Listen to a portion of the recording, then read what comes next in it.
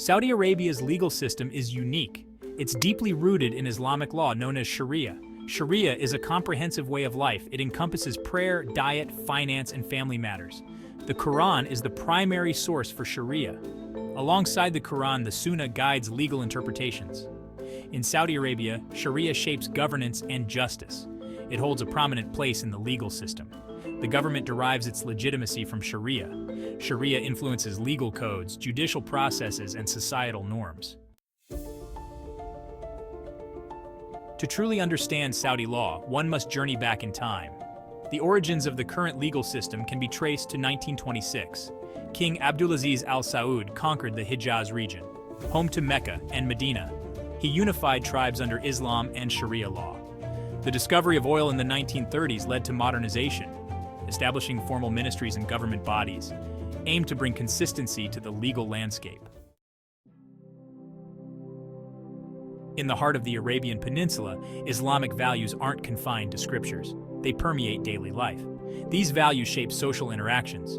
Respect for elders is fundamental. This reverence is deeply ingrained. Hospitality is a cornerstone, rooted in generosity.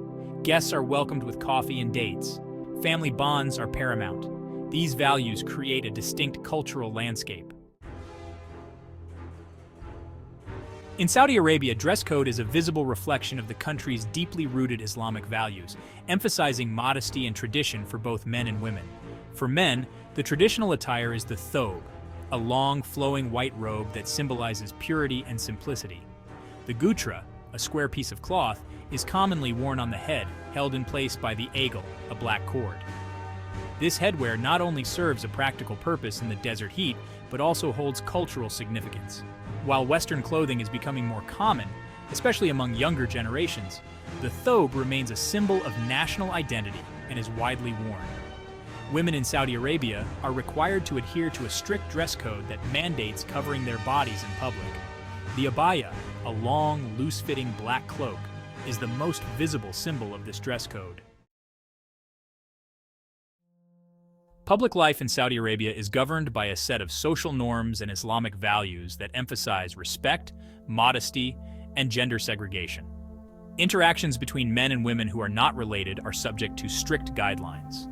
Casual conversations or public displays of affection between unrelated men and women are considered inappropriate. Gender segregation is a prominent feature of Saudi society, rooted in interpretations of Islamic principles regarding modesty and interaction between the sexes. Public spaces such as restaurants, parks, and transportation systems often have separate sections for men and women. This segregation is intended to preserve a sense of modesty and prevent potentially inappropriate interactions. Respect for personal space is paramount in Saudi Arabia. Direct eye contact, particularly with someone of the opposite sex, can be perceived as confrontational or disrespectful. In accordance with Islamic law, which strictly prohibits the consumption of intoxicants, Saudi Arabia maintains a complete ban on alcohol and drugs. The production, sale, possession, and consumption of alcohol are illegal. This prohibition is strictly enforced. Violators, including foreigners, face severe penalties.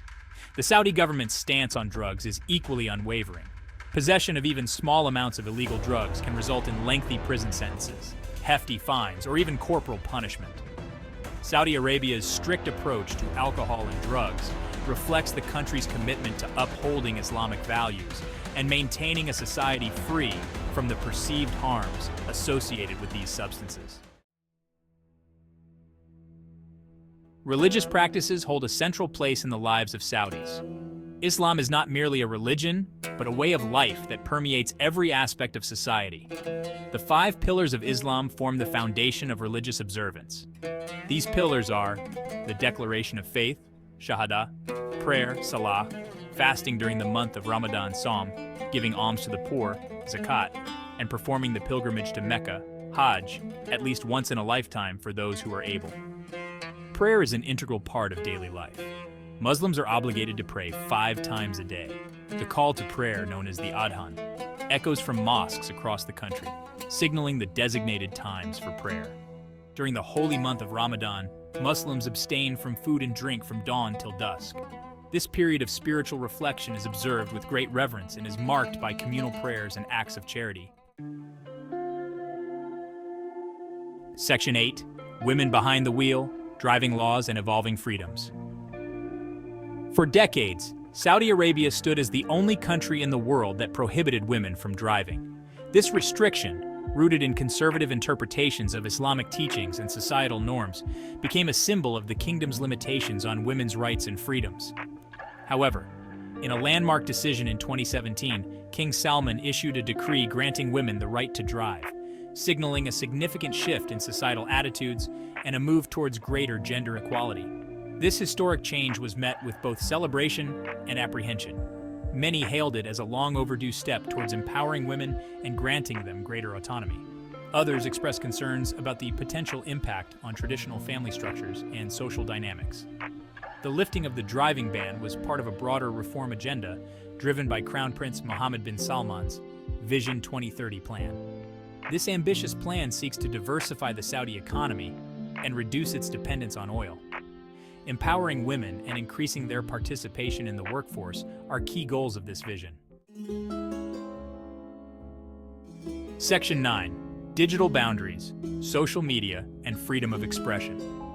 In an era defined by digital connectivity, Saudi Arabia presents a complex and evolving landscape when it comes to social media and freedom of expression.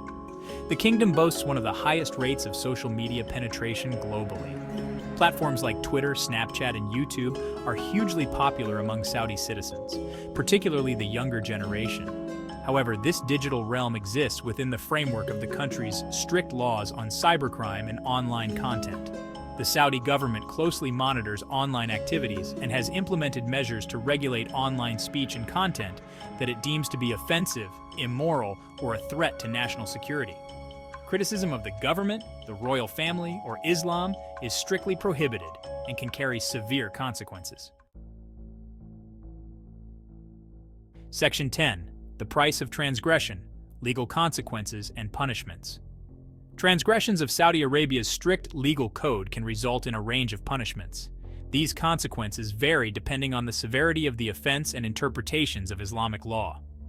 The Saudi judicial system recognizes the concept of hudud punishments for serious crimes such as adultery, theft, and apostasy. These punishments, based on interpretations of Sharia, are intended to serve as both retribution and a deterrent. Flogging, or lashing, is a form of corporal punishment that has been used in Saudi Arabia for a range of offenses, including violations of moral codes and public decency laws. Imprisonment is another common punishment, with sentences varying in length depending on the nature of the crime.